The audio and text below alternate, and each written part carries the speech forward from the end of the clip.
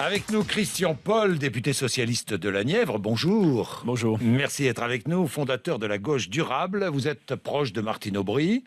Christian Paul, la confiance se mérite, elle ne va pas de soi. Et lorsque vous parlez de confiance, vous pensez évidemment aux objectifs et à la politique conduite par le Premier ministre Manuel Valls et son équipe. Alors, question toute simple, est-ce que demain vous voterez la confiance à l'Assemblée ? Réponse demain.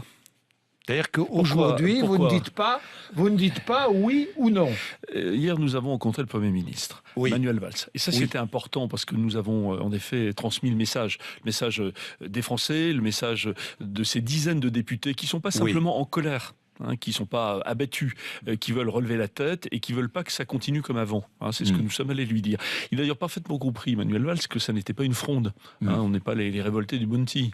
Il l'a compris et je crois que c'est quelque chose d'important pour la suite. Parce que de quoi a-t-il besoin et de quoi avons-nous besoin ? D'une majorité qui soit réunie. Simplement, vous l'avez dit, la confiance, ça se mérite, ça se construit. Donc sa réponse vient demain et la nôtre aussi, par définition. Que vous a-t-il dit ? Est-ce qu'il vous a rassuré ? Franchement, je crois non, à ce stade, il a évidemment rappelé que l'Europe et la France étaient dans un cadre de contraintes extrêmement lourd. Ça ne nous a pas surpris. Donc la question, c'est comment on navigue au milieu de ces contraintes et même de ces tempêtes économiques. Alors, on va parler de l'Europe et de la réorientation que vous demandez, Christian Paul. Mais donc, si je comprends bien, il ne vous a pas vraiment rassuré. Vous attendez demain son discours. Ça n'était pas un marchandage façon 4e République. On n'est pas allé négocier, mais on n'est pas allé non plus menacer. Je crois que ce qui était important, c'était d'exercer un devoir d'alerte. C'est le devoir des parlementaires. Dans une République, si on la veut vivante et non pas anesthésiée, et même dans la Ve République, il y a parfois une conception ringarde qui consiste à penser que les députés sont là simplement pour exécuter. Alors, il s'agit évidemment de valoriser le rôle du Parlement et le rôle des députés à travers votre démarche aussi, Christian Paul. Nous allons revenir sur la confiance ou pas accordée à Manuel Valls. Tout va dépendre, c'est ce que vous dites, de la teneur même du discours de Manuel Valls demain à l'Assemblée nationale. Et je regardais ce que vous demandez.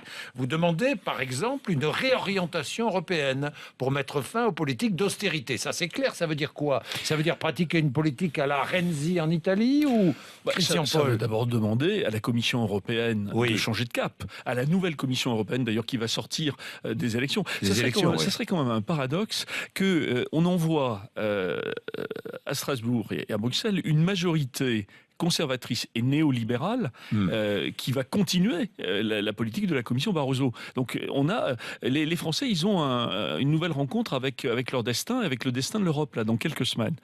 Et nous voulons à la fois que la France porte ce message, que le président de la République et le Premier ministre expriment ce que les Français eux-mêmes souhaitent, c'est-à-dire oui, il faut desserrer les taux. Ça veut dire quoi desserrer ? Ça veut dire qu'il faut. Ça veut dire que l'histoire des 3%, c'est pas seulement ces règles-là, c'est la façon dont on y arrive. Est-ce que l'Europe, par exemple, accepte l'idée de porter un programme d'investissement dans les domaines d'avenir, les énergies renouvelables, le numérique, les transports ? Si on n'a pas un programme d'investissement de cette nature-là, pas seulement à l'échelle de la France, mais à l'échelle de l'Europe, on ne sortira pas de la déflation et le chômage de masse continuera. C'est ça l'enjeu du débat européen. C'est vrai que c'est un bras de fer, il faut l'assumer comme tel. Beaucoup de pays... Pour engager un bras de fer avec la Commission européenne. Mais il faut... Et donc avec l'Allemagne peut-être, Christian Paul, non ? Vous savez, il y a des élections. Moi, je ne veux pas laisser à l'extrême droite le soin de pointer du doigt les impasses dans lesquelles les pouvoirs conservateurs en Europe ont mené notre continent. Voilà, donc c'est vrai que cette responsabilité, c'est aussi la nôtre, celle de la France. C'est ce que vont demander messieurs Montebourg et Sapin aujourd'hui en Allemagne, vous pensez, un assouplissement ? Ils vont le faire dans le cadre des relations entre les États. C'est pas une bataille, mais c'est quand même un bras de fer, oui, il faut le dire. Alors je regarde ce que vous demandez aussi. Concentrer les moyens publics sur la création réelle d'emplois et ainsi intensifier le redressement productif. Ça veut dire quoi, ça ? Expliquez-nous concrètement. C'est très simple. Le président de la République a identifié la marge de manœuvre de la France. Il y a 30, peut-être 40 milliards d'euros qui doivent aller au soutien, au redressement productif, à la compétitivité des entreprises. Ça, c'est un mot qui, d'ailleurs, ne nous effraie pas. C'est le défi aujourd'hui. Ce choc-là, vous l'assumez. Vous êtes d'accord ? Ce qu'on assume surtout, c'est l'État... Le pacte de responsabilité, vous êtes d'accord ? nous assumons surtout un constat extrêmement cruel sur l'état de l'économie française et de l'industrie. Donc, une fois qu'on a dit ça, qu'est-ce qu'on fait? La première hypothèse, ça serait effectivement de disperser sur l'ensemble des entreprises les marges de manœuvre de la France, qui sont quand même des moyens publics. L'autre option, c'est une affaire de dosage probablement, c'est de dire qu'il faut concentrer une grande partie de ces moyens sur celles des entreprises qui veulent investir, former, embaucher. Donc le pacte de responsabilité, il faut les 30 milliards, voilà, il faut l'améliorer. Il faut l'améliorer substantiellement. Le président de la République a parlé lundi dernier d'inflexion substantielle. Bon, qu'est-ce qu'on met là-dedans? Bien, nous avons fait une contribution pour donner à cette notion un peu abstraite, convenez-en, d'inflexion substantielle, une réalité concrète. Nous voulons cibler, nous voulons concentrer le maximum de moyens. Sur quoi? Sur les entreprises qui sont exposées à la concurrence internationale, qui veulent réellement investir ou embaucher. Et très franchement, est-ce qu'il faut mettre des moyens publics sur la grande distribution ou sur les professions libérales? Ce sont des conditions. Donc voilà. pacte de responsabilité, oui, mais sous conditions. Sous condition d'amélioration. Tout ne se règle pas demain, parce que demain, c'est une déclaration de politique générale. Il y a eu un remaniement, il était nécessaire. C'était aussi une des réponses que les Français probablement attendaient. En tout cas, ils l'ont exprimé, je crois, assez vertement. Ensuite, il y a quand même, après, d'autres votes. Il y a d'autres lois. Et nous entendons, en effet, dans notre rôle de parlementaire, alors ça surprend, parfois ça dérange, peu importe, nous le faisons au nom des Français. Nous entendons effectivement exercer ce devoir d'alerte. Nous entendons trouver, Emmanuel Valls y a été extrêmement sensible, nous entendons trouver entre le Parlement et le gouvernement une relation adulte. Ça doit en être fini de l'infantilisation du Parlement. Bon, le pacte de responsabilité, c'est pas uniquement le pacte pour les très grandes entreprises, si j'ai bien compris. C'est pour les entreprises qui veulent réellement investir et investir. Voilà. Bien, donc on met ce pacte sous condition d'investissement et d'embauche, si j'ai bien compris. Voilà, parfaitement, ça se résume bien comme ça. Bon, alors, troisième chose, défendre, vous dites, des décisions de justice et de pouvoir d'achat, mesures en faveur des bas salaires, réforme fiscale, CSG progressive, efforts en faveur des retraites les plus modestes.